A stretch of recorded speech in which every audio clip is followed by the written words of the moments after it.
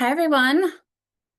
Welcome to our workplace webinar series session today. We're going to give everyone just a moment or two to join and get comfortable in the space. So thank you so very much for being here on this Wednesday afternoon.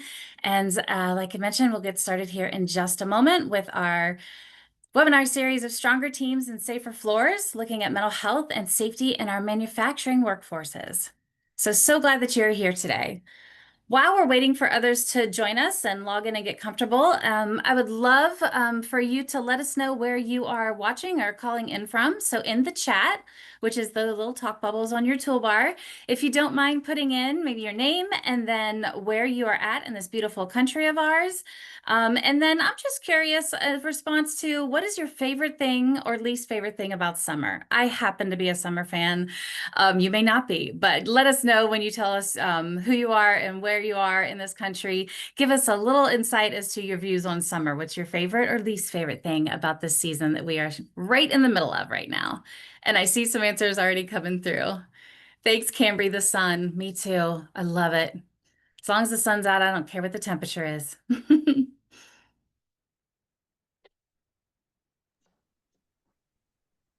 The hot weather. All right. So far we have fans. Fans here that are liking this heat. Okay. If not, that's okay. Don't be scared. You can say, "Hey, I'm over it. Bring back winter." But you might get tomatoes thrown at you from the rest of the group. I don't know. And hello, Cleveland, Ohio. Jeff, I'm in Dayton. Go Buckeyes. Or Indian Cleveland Guardians or whoever you cheer for here in our state. Boat season, Nina, thank you. That's some good stuff right there too. Well, while we are getting settled, and thank you again to those of you that are joining us. If you're just coming in and looking at the chat, wondering what in the world is happening, we're just doing a little welcome and just giving us some time to arrive and settle into the conversation that we're going to have today with two guest speakers as our panelists, and then two of us here from the National Council for Mental Wellbeing. The question in the chat or the ask in the chat is to just give us where you're coming in from, so the city and state where you're at. And then what is your favorite or least favorite thing about summer? And I'll give about 30 more seconds and we will jump right into this conversation because we have lots of things to talk about today. All right. While you are putting your thoughts in the chat, a few reminders. Obviously, you've found the chat. Hopefully, you're pretty comfortable in Zoom at this point in our work lives. But we are also going to have the Q&A function open because we want to hear from you. So if you have questions that come up, specific questions for our panelists, for Jonathan or Holly, who will introduce themselves in a moment, please put those in the Q&A. That way, if we can't get to your question during our time here today, we have it and your contact information so we can get an answer back to you. That's going to be the best way to do that. In the chat, sometimes they get lost in all the other flurry that happens. So find that Q&A button on your taskbar, find your mute and unmute button. So as we go through or we have questions, especially at the end, that'll be an opportunity that you can voice your questions to each one of us. And then if you found the chat, you know where that is at. So that's the basics. That's the technical stuff that we want to get through in the moment and really want to get started in the conversation today. So my name is Jennifer Cox. I am the manager of our National Trainer Network here with Mental Health First Aid USA, with the National Council for Mental Wellbeing. Welcome to our workplace webinar series. And specifically today, we're talking about mental health and support within the manufacturing industry. We know there are unique challenges and struggles that you might be having. And so we brought some people right in the field and in the industries that you all are working in to give their insights and what has helped them and what are the things that they're looking at in regards to mental health and well-being for their teams. So that is who I am, Jen Cox, and I'm going to turn it over to my colleague and friend, Jonathan Grau, to introduce himself, and then we'll move through and have our panelists introduce themselves to you as well. So Jonathan? Okay, hi, thanks, Jen, and thanks everybody for joining today. I'll keep this brief, but I do want to make sure everybody understands why we're here today, why our guests are here today, and why this is an extremely timely event. We'll talk a little bit about mental health first aid programmatically, but mostly we want to hear from our panelists and our field experts who've been using mental health first aid internally. So, needless to say, manufacturing is hugely important, especially in 2025. Um, there's a lot going on globally, and I imagine that most of us are feeling that this is going to be a boon for manufacturing here in the United States. So now more than ever, it's important for us as people leaders, human resource and benefits experts to understand why it's important that our employees, our managers, and our entire organizations are feeling better about not only their physical health, but their mental health. Because an engaged and cohesive employee population can really mean more productivity. It can also mean major impact in our communities because when we improve the well-being of our employee base, ultimately we're uplifting our entire community. And across all sectors, mental health first aid has been known to make those impacts across employee populations and also across our families.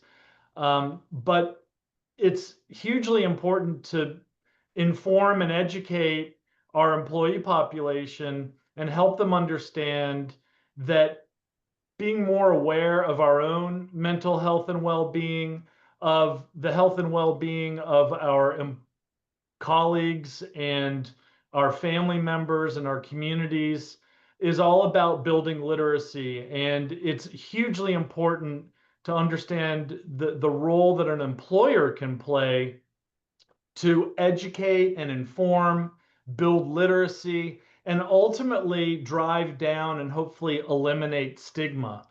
There are two sides to stigma, and one is certainly how we feel about ourselves, how we relate with others, what conditions or challenges we might be managing or living through, and how we express ourselves to our closest friends and family, but also to our colleagues. That's one part of stigma. That's that personal part. But the other part is more social and it's more organizational, and that is what we might do about it, how we might choose to seek help for ourselves, how we might talk about these issues and leverage benefits or employee assistance programs or ERGs or other occupational health support strategies that help us become more at ease with our own selves, with our own relationships at work. And so stigma is hugely important. And hopefully we'll talk a little bit more in depth about how mental health first aid can educate us as individuals, as employees, as managers, as colleagues, to break down stigma, to use the right kind of language, to think about these issues and how they reflect on us and reflect on our organizations. So it's important to understand that in a recent survey of 11,000 workers, so big nth there, most were not aware that employee assistance programs existed and were available to them and were paid for and were anonymous, et cetera, et cetera. And so that's a very important first step. Most of our employees are uncomfortable using the benefits that are available to them, whether it's because they don't know about them or whether because there's stigma attached to their utilization. We want to start there, right? And so how does mental health first aid at work impact organizations and employers in the manufacturing sphere? We build awareness, we improve understanding, confidence, and skill. And fundamentally, we deliver a high impact, skills based training program that starts at the very beginning with our intro online learning and goes all the way through to small group instructor led programs and boosters and sustainable programs that help build champions and help improve the understanding at every level of the organization and ultimately transform workspaces through some of these programmatic curricula. Our aim is to help boost performance and productivity, to improve engagement, fundamentally improve engagement at a human level and from a health and safety standpoint, and then find the best ways to scale into these organizations because we've got champions, we've got advocates. You'll hear from them today. And they're using a program that is evidence-based, it's research informed, and it's delivered by experts. And internally, it's focused on teaching something that is at once both sophisticated and science-based, and also very subtle and practical. And that is the Mental Health First Aid Action Plan. This global action plan is taught around the world. It's taught in our local communities, community centers, firehouses, churches, YMCAs, schools. But thankfully, so many employers over the years, nearly a decade of employee sponsored training has delivered mental health first aid at work. And we teach the action plan, making sure that we are fully informed by corporate culture, by your experience and preference, by your traditions, but also ensuring that we are in compliance with any occupational health or OSHA or employment rules to ensure that we're delivering a safe and sound education to your employees where nobody's putting themselves at risk, and we're helping really shift course from a corporate culture standpoint. So this action plan, ALGE, is a mnemonic. It's a stepwise approach. It helps us understand what signs and indicators to look for among our colleagues, our supervisors, our friends, and whether now might be a good time to approach them and help them understand that we see them, we care, and we want them to know that we might have a concern about them, personal, professional, otherwise. And we want to learn those listening skills and demonstrate that we know how to listen so that these friends and colleagues can articulate what it might be, what they might be feeling, what they might be going through, so that we can help them find a path to recovery, to support, to professional care, to those professional services, benefits, occupational health supports that are already available to them. So like I said, this is about education, it's about awareness, and it's about finding the right people internally who want to become champions and advocates for this by teaching them the action plan and helping them really embrace this method, this ALGE concept, so that they can take action.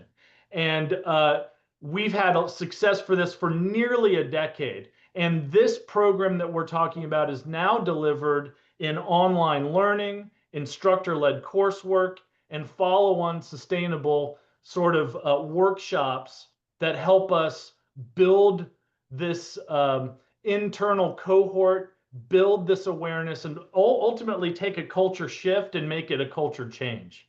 So you are going to be learning a little bit more about how mental health first aid can be used internally, what the impacts are, what success looks like.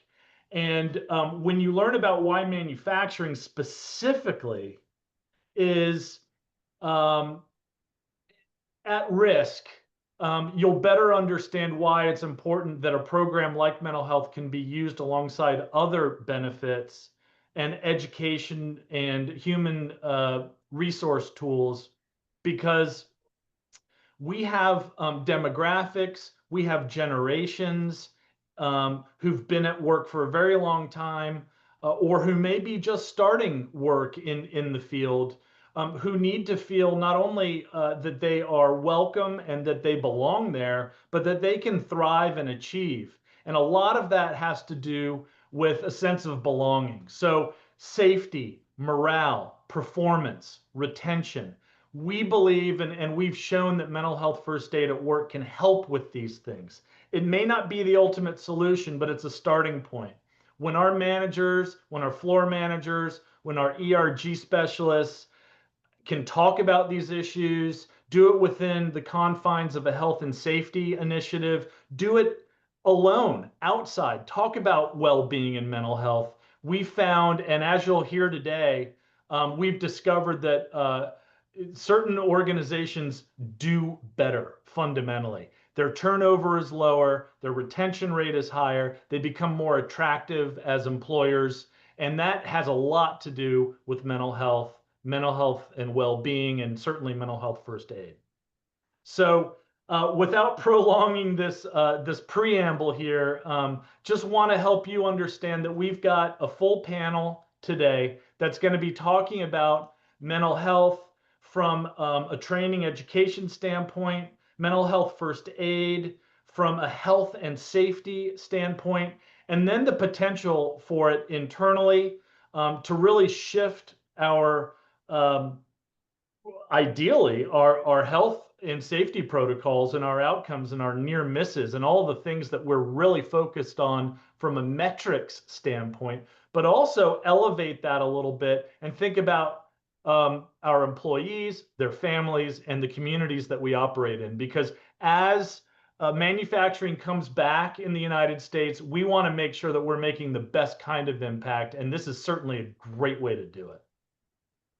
Thank you, Jonathan, for that in-depth insights and overview and laying the foundation for what we are here to hear about, right, with Holly and with Jonathan in the next conversation. So thanks again, Jonathan, very much. I would love briefly, Jonathan and Holly, if you don't mind introducing yourself. Jonathan, we'll start with you and we'll jump to Holly. Let us know the organization that you are with, and we'll jump into the questions and any other little, short summary you want to give about your organization before we get into our questions. So Jonathan, the floor is yours.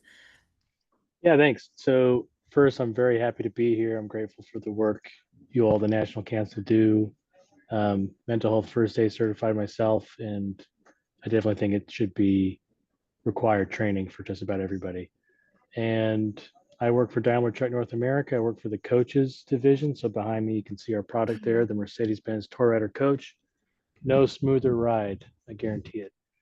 But my passion is, where my heart is within our employee business and resource group called LIFT. So that's mental health and neurodiversity advocacy group. And we have a lot of seminars, we have a lot of talks, but the most important thing is the community that we build and the conversations we have and the spaces we create. So yeah, thanks for having me. Absolutely, Jonathan. It's a delight to have you here, and we've had a lovely relationship with your organization for the past few years. So thank you for being here to speak to all the things that you're doing. I'm going to invite Holly in now to introduce yourself and your organization as well, and then we'll get to questions.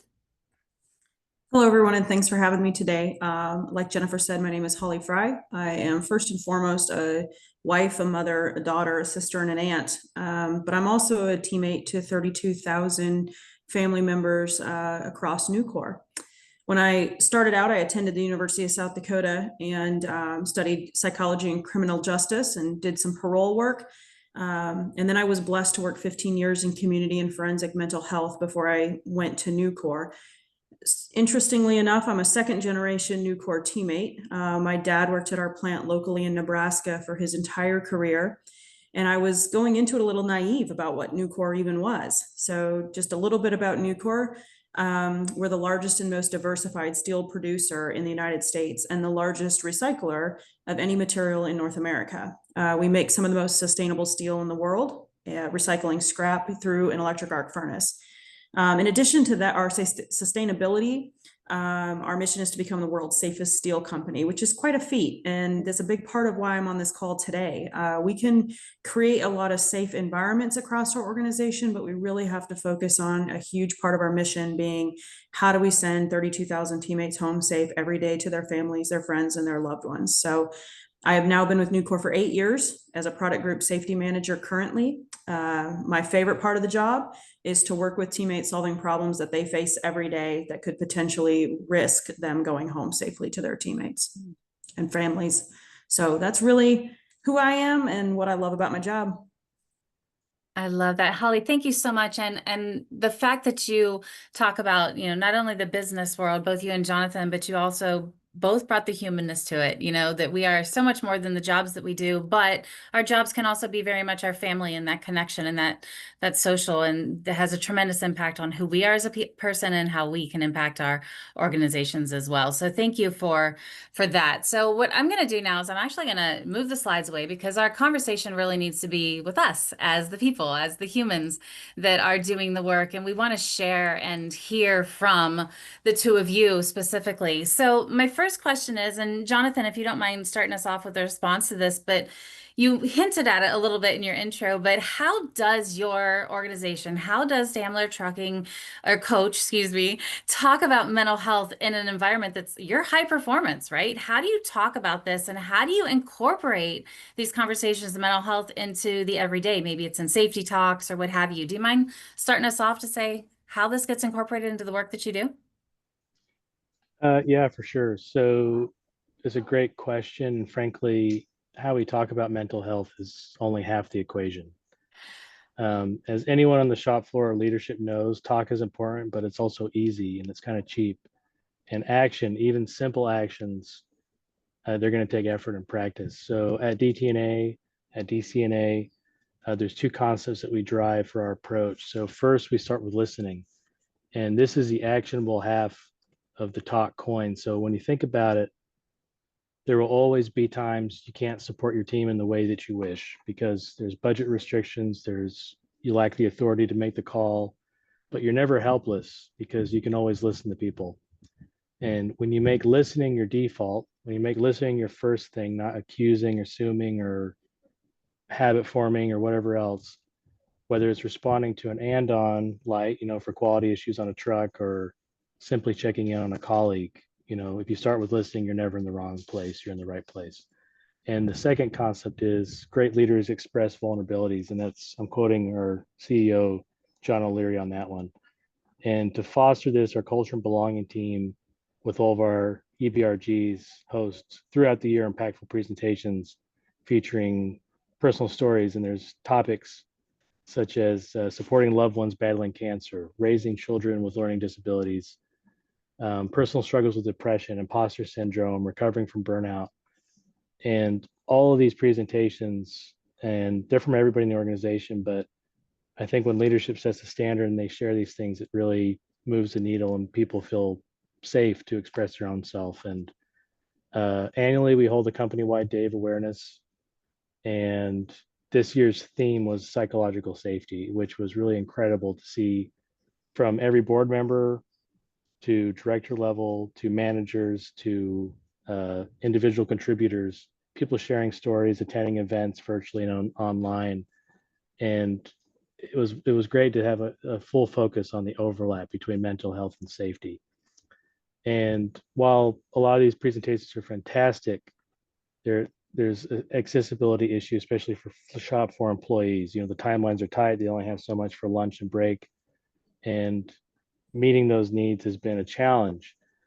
But I want to give a shout out to our Lyft Detroit chapter. Nina, I think, is here, and maybe Paul, but they hold monthly fireside chats. And I think it's a great thing that you can implement at your facility. So over the lunch period, often food is provided, and they cover topics like burnout. And there's a short presentation, but the important thing, again, is the conversations that we have with the people there. And initially, it might be a little awkward. I think the engagement you might see in the beginning is kind of low, but eventually people get comfortable. Eventually they start inviting other people. And like I said, these positive waves are going to move the needle where you want it to go. And finally, Lyft has a dedicated psychological safety chair, Eric Biffle, and he's a huge champion in our group, but also he's with the safety team. So he's constantly making mental health a recurring safety topic and always keeping it on the radar, never letting it fall off. And yeah, he also hosts something we call Pod Chat, which is a virtual hangout space. It's kind of like a book club, but for podcasts. And they cover topics like setting boundaries, communication skills, and it's evolved into a safe space and a powerful support group for individuals. And it's really motivated people to get engaged and activate. So those are some things we're doing. Thank you, John, very much. Holly, how about you? I mean, after hearing conversation about leadership involvement, vulnerability, the different things that have been put in place in regards to safety. What is happening at Nucor to navigate these conversations in your environment? Sure. Thanks, Jen. I'm not going to try to echo everything Jonathan said because there's a lot of similarities, I think, between our two organizations. So I'll try to bounce off a couple of other things. But really, at Nucor, our focus is on our great men and women who embody the Nucor way, right? And that's safety, trust, courage, integrity, inclusion, open communication. So our teammates really exemplify these values every day, and that really helps us to ensure that we have a safe environment for our teammates and those next to them. Our organization is dedicated to whole person safety. So that's kind of been a huge change from just focusing on a physical environment to really leaning into how our teammates can feel safe emotionally. There was an old saying, I think, that everybody remembers where we would say, leave it at the gate, and that just can't happen anymore. Our teammates need more from us. They need more of us to fully engage. And our CEO, Leon Topalian, speaks openly about the importance of whole person safety at our all hands team hall each year. And then he has a lot of videos that he shares throughout the year on executive messages that go to the entire Nucor family. So we share that regularly. And it's kind of fun to watch him share his personal thoughts and ideas and experiences. And oftentimes his wife will jump in on the call with him too. So you get this really personal feel from Leon. And then in 2022 is really when mental health first aid kind of started in Crawfordsville, Indiana. So shout out to the Crawfordsville team. And then Nucor really said, hey, man, this is a really awesome opportunity for other teammates. It's something that we're missing in our full human element. I mean, it's just been a whirlwind after that. I think the team has really taken on to, there's a lot of value and a lot of benefit in, like Jonathan said, listening, hearing our team, understanding the needs and the complexities of living in today's world. So we do host Mental Health Awareness Month, and there's education along with success stories by teammates, like Jonathan said. And those are kind of fun because it's really nice to hear what our team feels and the experience they've had where somebody has intervened on their behalf and stepped in to help them, and then given them the tools or resources they need. The nice part is all of our divisions across the United States, Canada, Mexico, they do such a great job of really into the teammate level. So there's newsletters, there's QR codes, there's trainings, there's activities and events, luncheons, like donuts brought in on Mental Health Day, or everybody gets a t-shirt kind of day. So they're really just fun events that kind of get people talking more and more about it, because that's what we really have to start with, is people opening up and being comfortable sharing their experiences in their lives. Yeah, thank you, Holly, for that. Such beautiful images. I don't know, as you all are listening as well, just picturing the environment and the culture at both of your organizations, and the evolution, to be able to watch and witness that evolution of that and the establishment of culture such as this must have been amazing to watch. And I know we've been a part of some of them, but you brought up points about listening, we've put leadership, transparency, seeing the whole person, and safety. Now, both of you talked about in the environments and growing in the conversations, which is what I asked you for, but can we talk a moment too as well about some of the other environmental things that you have to navigate with the people that work for you? I mean, it's shift work, there's overtime, there's the physical demands of the jobs that people in each of your organizations do. Talk about what you've seen on the impact on individuals' well-being in regards to those environmental or elemental factors in the nature. So shift work, overtime. What has been the impact on well-being, mental well-being, if you can highlight it? Jonathan, do you want to step into that one? Yeah, sure. So whether you're working irregular hours or off shifts, or you're working a bunch of overtime, I think it's true for everyone, but maybe especially on second shift, that there's this almost unavoidable consequence, which is loneliness, right? And so there's a great NPR podcast called Hidden Brain, excuse me. And there's an episode titled Why Human Connection is Crucial to Our Health.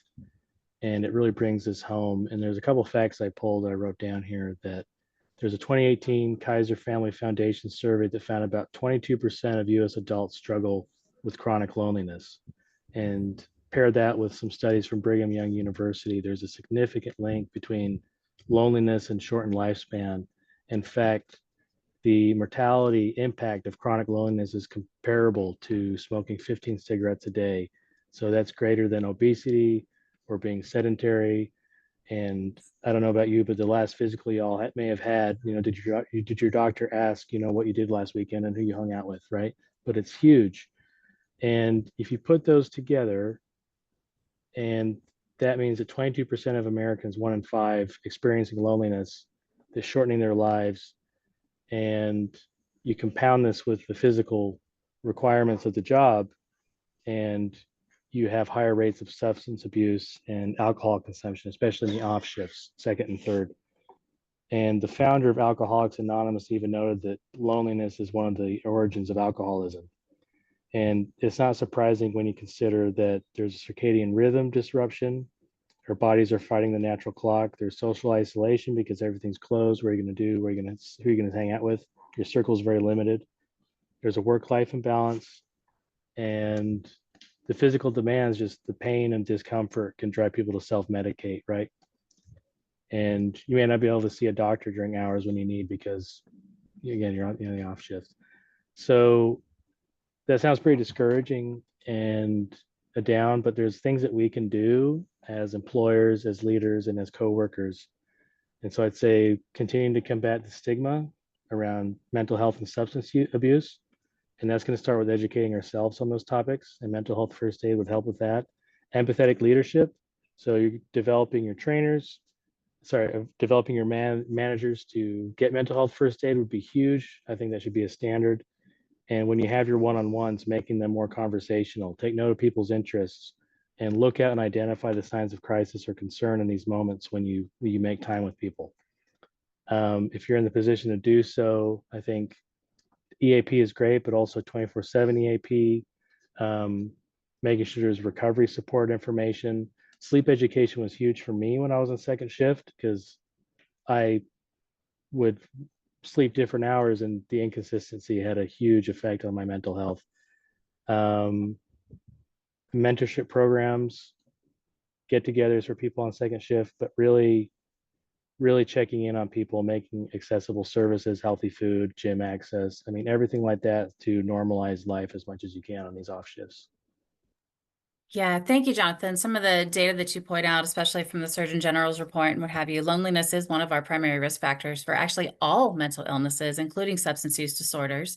And one of the highest and most valuable protective factors is sleep, which we know the things that are brought up environmentally that are challenging that Holly, you're going to respond to as well here in a moment, that with shift work and overtime and the demands of high performance, fast paced, physically intensive work in dangerous situations, that these elements are really sometimes the hardest things, those basic needs that most of us take for granted, that in this industry are really, really compromised in many ways. So thank you for bringing that data in. And we talk about that in mental health first aid too as well. But Holly, Jonathan mentioned loneliness as one of the primary risk factors. Is that the same in the steel industry, or are you seeing different impacts on mental health?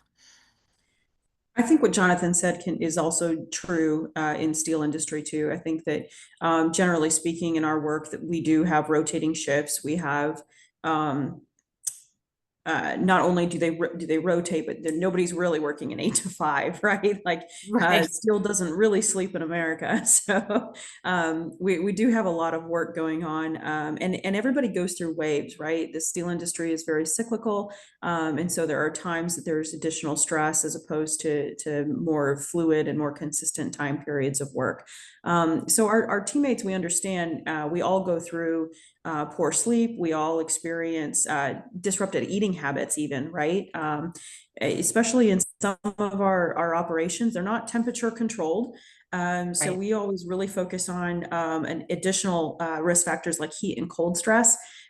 Because not only is our team tired when they show up, right? They are also going to work in really hot environments, and they're going to be doing physical labor, right? So the body's ability to quickly bounce back, right, is going to be a really big challenge. And so how do we add fruit? How do we make sure that the teammates have the necessary calories that they need to intake to work safely?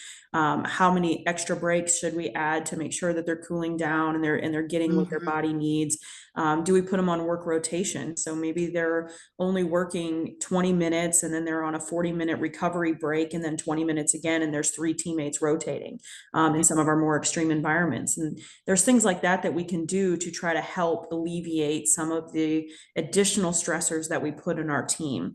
Another huge piece is education and availability of resources. Like Jonathan said, if we're at work for 12 hours out of a shift, it's really hard to go see your doctor if you have a particular concern, right?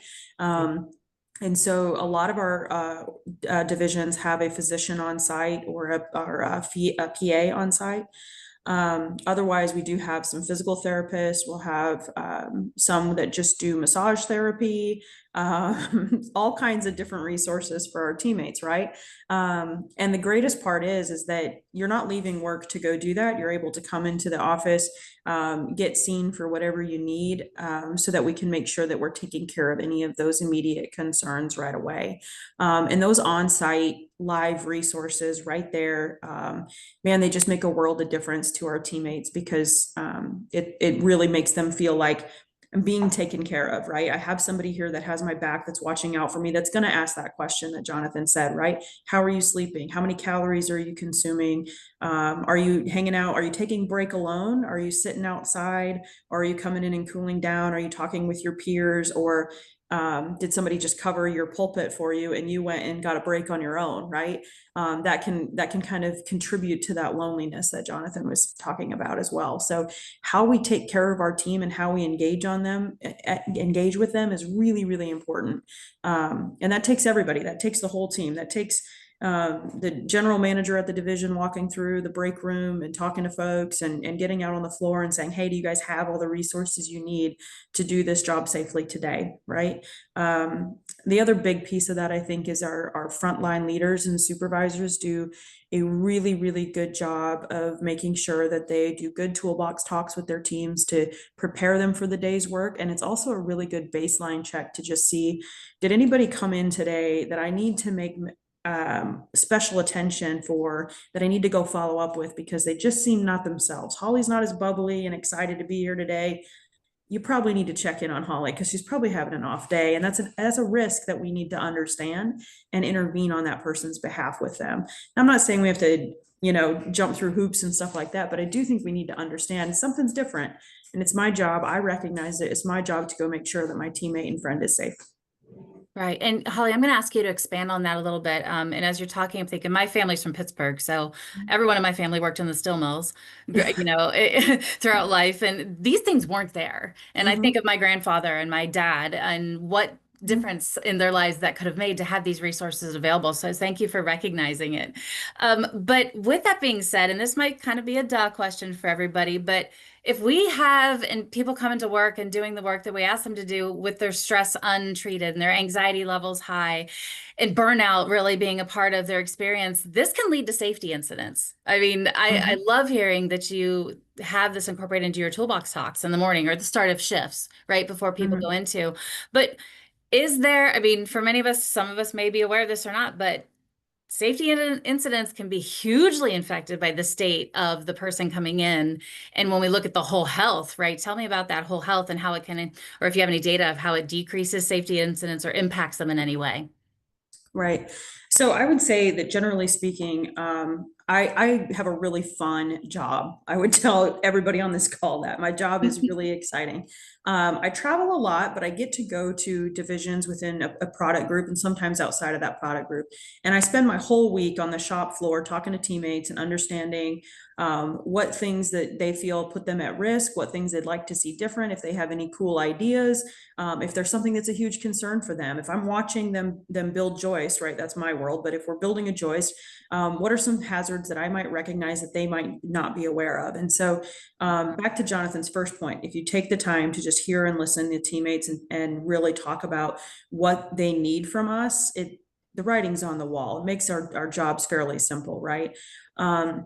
When they're coming in and they're stressed and they have high anxiety or something is going on at home that we're not in tune with, right? Because some people don't want to share their entire personal history. And I'm sure Jonathan has this too, but we're across the entire region of North America, right? It makes it really hard. We have some pockets, some cultures that they don't want to share their personal information. They don't want to share what's going on at home, right? But it's our responsibility to connect with them and have built that foundation of trust and relationship that they will tell us, hey, I'm going through this at home, or hey, so and so is sick and that's on my mind. That distraction is a huge risk to our teammates because, like we said earlier, our environment is very hot, right? It's very lots of things going on. There's lots of moving parts. There's cranes. There's mobile equipment. It's a very active environment. If you're not on your best game, you are putting you and your peers at risk, right? The guy standing next to you is just as potentially going to be at risk as you are yourself. Mistake you make can impact them. So we want to make sure that our leaders are equipped with recognizing that stress, that anxiety. They're doing that regular check-in. And there are times, Jen, that we even say, it's not about the whole shift, it's about break to break, right? How do I make it the next 2 hours, 2.5 hours? How do I make it the next 2.5 hours?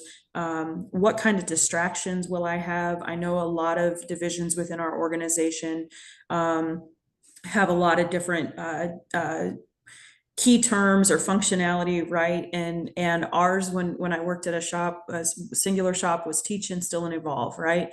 How do we teach our team to understand it? How do we instill the values that we need? And how do we continuously evolve and change and get better for our teammates' health and well-being? If we can't see those things, we are going to increase our risk, and our teammates are working with heavy machinery. We just can't have our minds not okay. The other thing I always tell teammates is if you go to a doctor for a broken arm, or you go to a doctor for a cough, you go to a doctor if you don't feel right either, right? And that includes mental health. You go see somebody because something feels off, and that's okay. When I was at the Nucor Steel Nebraska mill, I was an EMT for them on their quick response team, and oftentimes you're not getting a phone call because somebody has a physical injury. It's because they need support, they need help. And it's our job to figure out how to do that best. Thank you for that. And to equip your people with the skills to help them do it as well, right? While they're on the ground or in situations. Jonathan, anything to add in regard to that? I mean, I know not the same safety considerations that Holly's people have. I mean, you're all over the country on our roads. I mean, equipment, yes. I mean, those coaches are no joke in regards to weight and safety. What are your insights about safety incidents and maybe the impact of mental health or untreated stress that it has on your work team? So I think one common thing between our industries with trucks and with metal and steel is how critical we are to the economy, right? Yeah. And how susceptible we are to economic factors. So the stress is felt in a lot of ways, but first probably within the two of our industries, right? Mm-hmm. And additionally to that, I want to give a shout out to Mount Holly truck plant in our network in North Carolina, and their plant manager Joanna Cooper. And it just is just an example of a highly empathetic approach to injuries. So a lot of new hires come in, and the retention rate is very low, and many of them experience injuries from, lacerations or maybe not holding the wrench right and coming back. And for a long time, my outlook was to increase the training, give them more time to do it. But what they've done at Mount Holly is increase the empathy, because put yourself in the shoes of someone who's never worked in manufacturing before. It's loud, it's scary. Mm-hmm. There's a culture of almost hazing for new people. It's very tough and it's scary. I mean, if you've never done that work before, it can be very intimidating. I don't care who you are.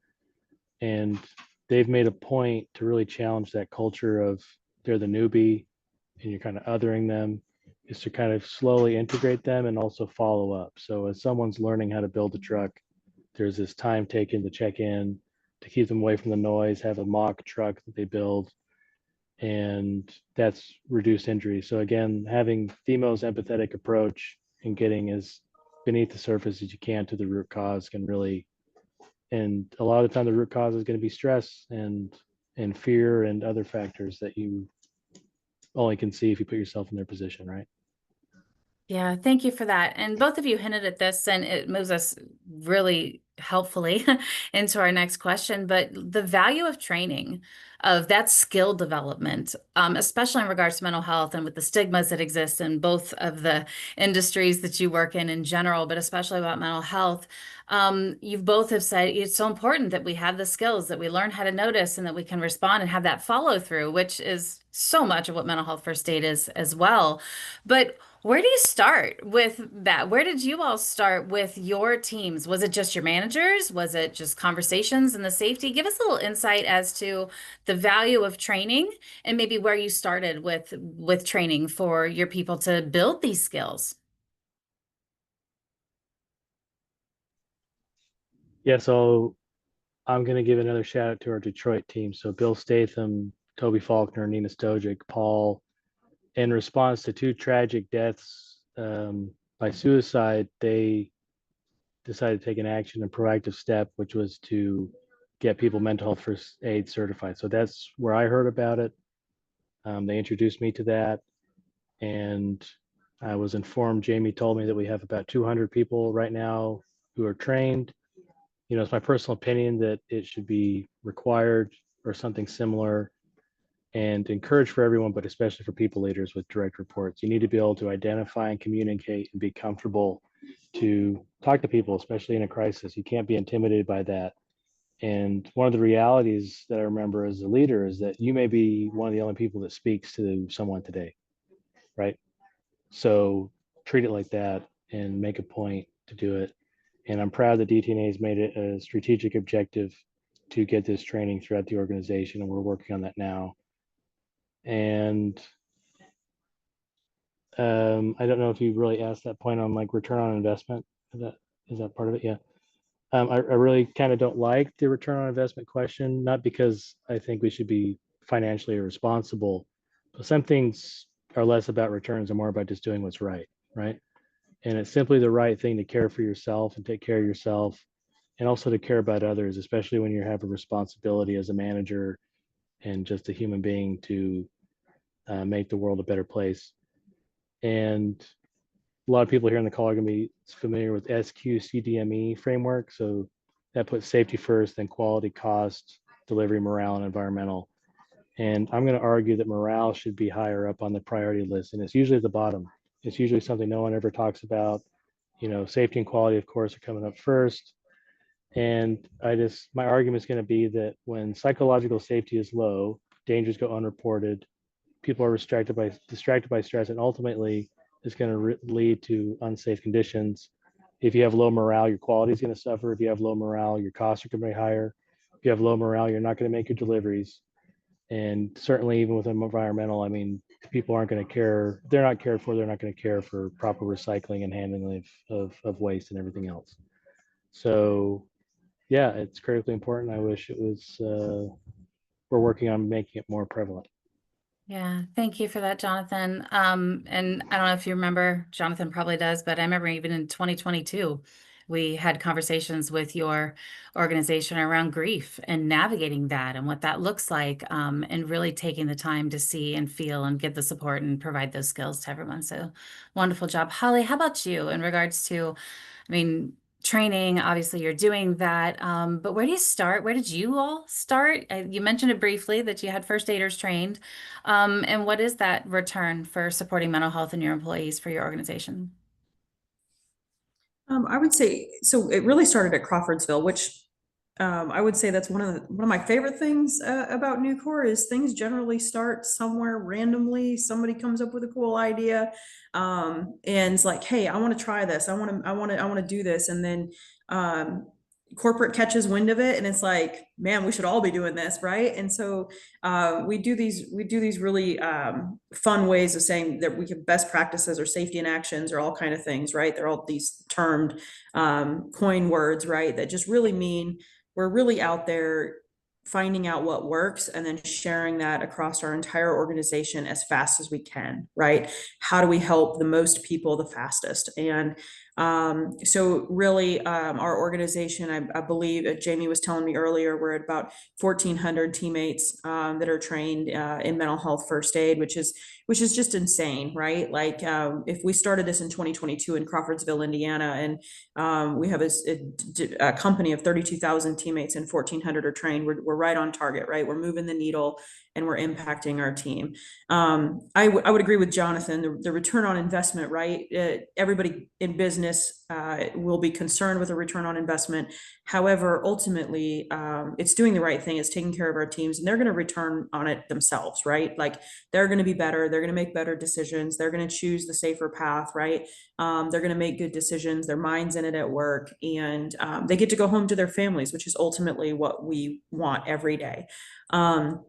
The other piece I would say, if you really are looking at it, is that absenteeism is really something that we can avoid, right? Like if you're in it and your heart's in it and your mind is in it, then your body can be there too. And so I think for us, that's one of the best parts. And then I think the other piece is, I said before, Nucor's are a good company to work for, but not everybody had a career in Nucor like my dad did starting at 18, right?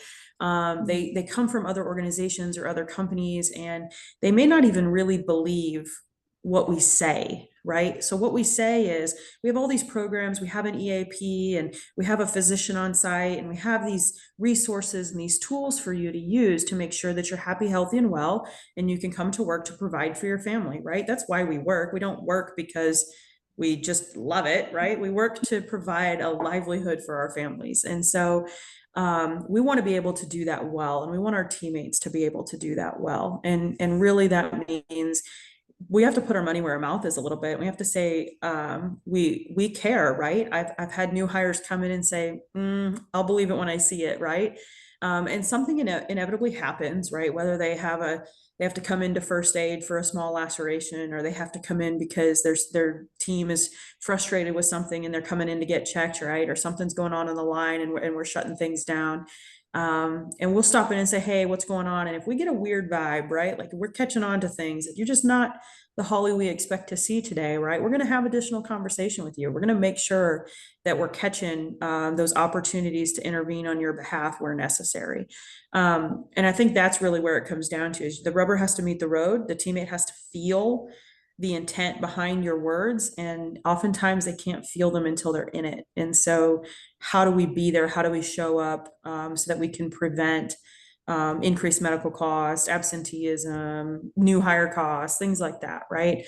Those are all things that impact that return on investment for our teammates.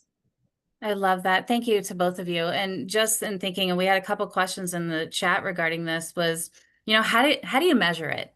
How have you been able to measure? I mean, we've heard the numbers, how many first aiders trained, what have you, which is wonderful. Thank you for bringing them into the fold and the family and community of mental health first aid. But how do we measure the impact of this? And are our resources and supports being utilized? It sounds like for both of you that they are, but sometimes it's really hard. And I don't care what the industry is. I get to talk to all different kinds of industries every day, and we might have the most beautiful package of offerings for people, but they're not using it. They're not going to it. And there's all kinds of barriers, stigma, which Jonathan mentioned is before. But can you, either one of you, give us any quick insights here before we go to some Q&A about, how are you engaging? Like, what is the utilization from the people of your resources? How do you get them there? How do you get them to use the resources that are available?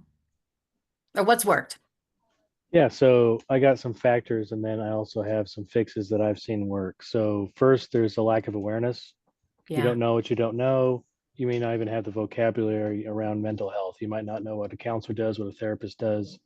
You may not know inside if what you need is help, or if it's, a lot of people blame themselves, like, oh, as a fault, right? And they don't get diagnosed maybe ever in their life. So the fix is visibility.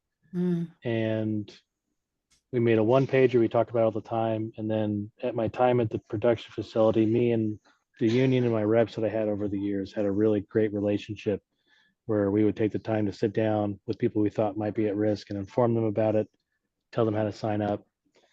And we have a one pager that kind of shows like everything we have. So it's not pages and pages of digging around.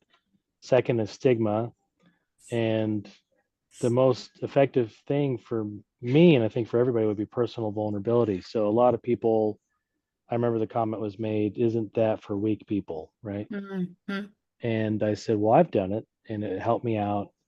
And as soon as it's almost like people need a pass to seek out help from themselves as soon as they see someone else has used it. And I definitely need to share it. Now, technical barriers, again, with the summary sheet. And what I recommend for everybody is to have the sheet handy. We also had a badge buddy, which fits in your wallet or on your lanyard. And I ask everyone to familiarize yourself, regardless of how to make a profile with the EAP programs you might have, how to sign up, where to go, what the steps are, how to get the code for your free sessions. As managers and supervisors and coworkers, it's great that you know these things so you can maybe help someone overcome the technical barriers. And lastly, there's the overwhelm and a crisis, because the simple fact is, if I've got so much on my plate and everything, this is just one more thing, right? And the answer is the same as before, and everything I've mentioned. There's visibility, so they don't feel isolated. There's destigmatization, through vulnerability. There's simplification of enrollment with the summary sheet and steps on how to do it, and a robust support network. So mental health first aiders, people in the organization who are familiar with the benefits, people who can help it, and you're changing the culture to make sure people are taking advantage of these things. And again, a badge buddy, just as a question, there is a little card, so it has things on it that you can fit in your wallet. So it usually goes with your ID badge to get in the gate. Love it. Thanks, Jonathan, for the challenge and the barrier as well as the solutions. Holly, anything to add in regards to connecting people to resources?